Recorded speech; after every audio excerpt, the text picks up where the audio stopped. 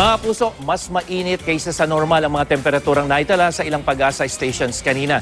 Kasama na rito ang Dagupan City kung saan ang naitalang temperatura kaninang hapon ay mas mataas ng halos 4 degrees Celsius dyan sa normal maximum temperature tuwing buwan ng Mayo. Bukas, maalinsangan pa rin dyan sa Dagupan at iba pang bahagi ng bansa at yan ay dahil sa patuloy na pamamayani ng mainit na hangin galing sa silangan o yung easterlies. Pero kahit mainit, asahan pa rin ang ulan dyan sa may Palawan, umaga pa lamang yan, at may mahinang ulan din sa mga probinsya ng Quezon at Aurora. At sa hapon, posible na ang ulan sa may Ilocos at Cordillera Region, maging dyan sa may Zambales at Bataan provinces.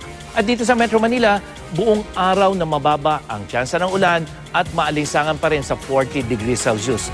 Uulan naman dyan sa may Eastern Visayas, umaga pa lamang yan hanggang sa gabi at pagdating sa hapon, uulan na rin sa natitirang bahagi, yan yung central at western sections. Sa Mindanao, asahan ng ulan sa Caraga Region sa umaga at sa hapon, dyan sa may Zamboanga Peninsula at ARMM kasama ng Northern Mindanao na makakaranas sa mga pagulan.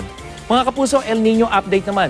Umabot na sa mahigit 8 billion pesos ang pinsala ng El Nino para lamang yan sa taong 2016.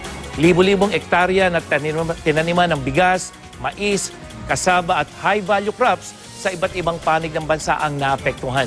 Pinakamalaki ang pinsala ng El Nino ngayong 2016 dyan sa Northern Mindanao kung saan umabot na ito sa mahigit 2 billion pesos. Sumunod naman sa may Western Visayas at dyan sa may Central Luzon.